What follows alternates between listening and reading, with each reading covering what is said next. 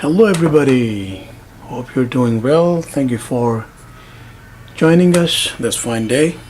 We are going to be practicing drawing that iconic moose. So this will be a quick essential sketch, but we are doing a profile of the moose looking that way. So we're going to begin with a set of lines like that.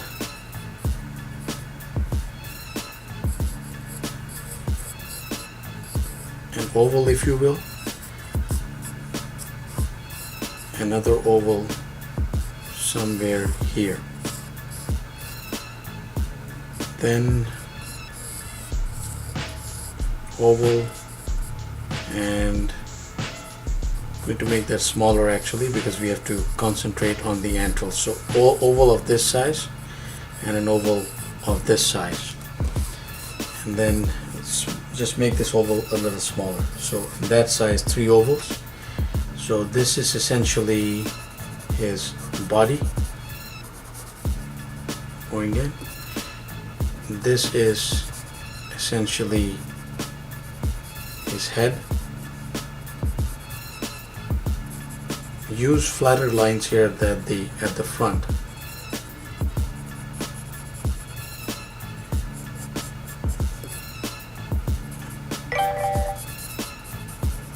Some messages there, and that is where his fleshy part of his throat is, and that is the hairy part under his jaw. So that is the head essentially. That is his huge torso, and then the eyes will be somewhere around here, and there's like variations of how you could go about this, but I think if you just go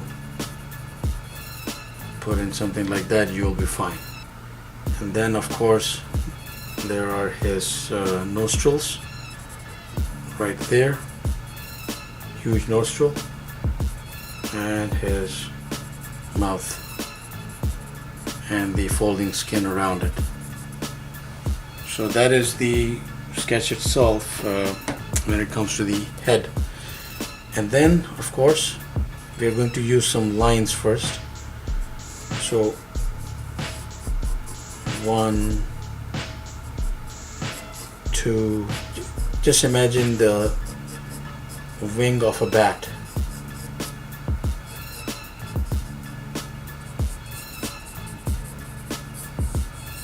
Like that.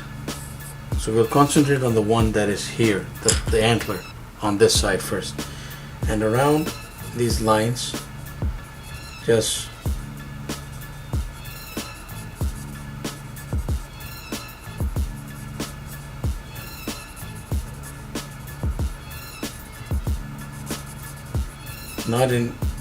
they don't have to be equally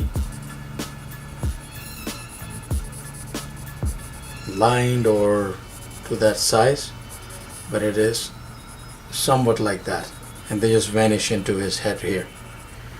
So that might be a little small for my taste, so you could increase the size of the antler and it'll actually look better if it is bigger. But then a part of the antlers on the other end can also show, and that would not be too bad. I'm just going to get rid of these lines because his antlers don't necessarily need those bat wings running through them once they're been put down. So then on the other side you could just use a bit of perspective, use the same method, but just show so much, and maybe you could dig in deeper into this one because we don't, again, as I said, the most of the specimens that I have seen on TV, they'll have a deeper dive as they go toward these front projections. And then the one at the back, you have to just imagine how it's going to curve and vanish behind that one, and a part of it shows like that. Now as for the eye, you could just shade in something right there. You can shade in the nostril right through, and then of course from this end on, it is all essential practice in the term that you will have to texture this guy out. So for the antlers, for instance, if there's a light that is coming from the top there, you should Google some images and see how the texture on the antlers works out. There might be some cast shadows, but what you have to make sure of is that the antlers are differently shaded. Like those ones at the back will have light coming on top of them, as opposed to these ones where light is falling on the other side and casting this shadow here. So you have to make sure that you get that bit right. So we don't necessarily need a shade right there. And then you will, of course, it's a lot of work, but it makes for a striking image if you can get a moose portrait going. It's a very, very should I say, very fascinating animal, very powerful, and in my personal opinion, it even looks kind of like noble, quiet, the strong, quiet type. So all you have to do from this point on is just flesh him out with the texture. See which areas you need to leave highlighted.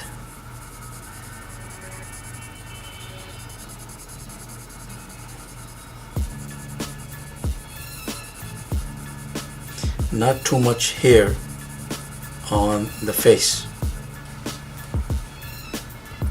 And of course, a part of the head will be falling a little bit under the shadow cast by the antlers.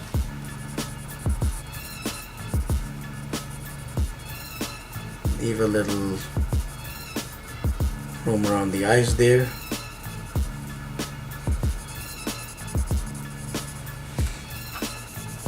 So I'm just going to quickly put in the remainder of the pencils here.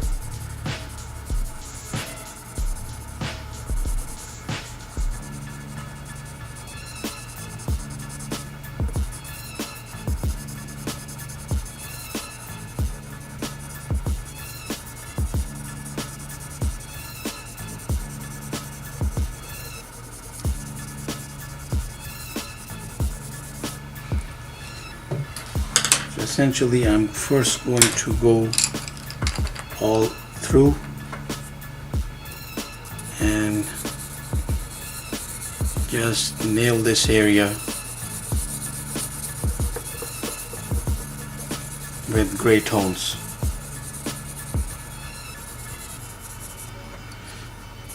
This is roundabout where his first beefy leg will be, so we have to make sure that we leave some area around that illuminated.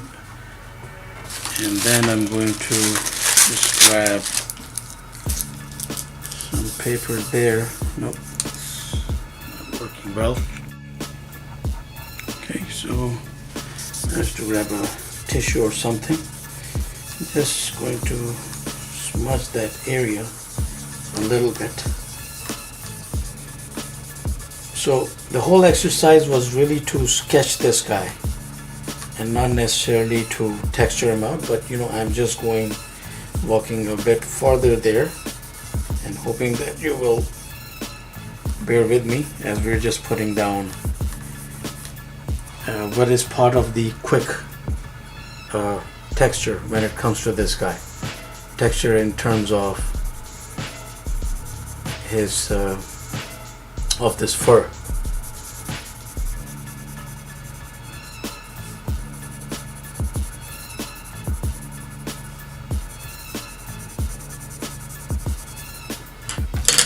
Use a thicker pencil here, and we can just quickly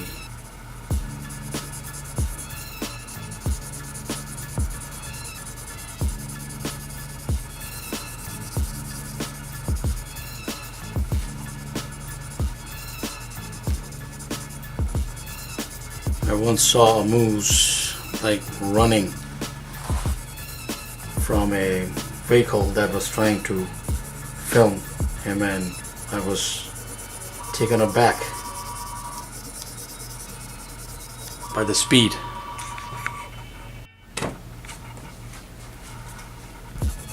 So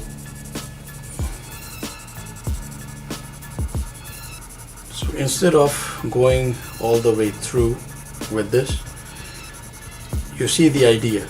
Now if we take more time to flesh out these textures, of course we will have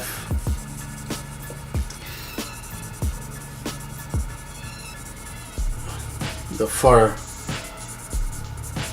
perhaps going in different directions, and we'll have just making that darker just to illustrate again that the shadow is falling directly onto that portion of his body. So there we have it. That is the essential method that we're putting in. If it's a quick sketch, if it is not a quick sketch, detailed portrait, of course you will take your time. You'll flesh out all the hairs or the fur. You will highlight certain points as I am highlighting like right now in terms of where the light is falling more than other areas. Maybe around there a little bit, around that fur, and that will be that. We have a quick moose. So thank you very much for watching. Please do subscribe and keep in touch. Have yourself a wonderful day.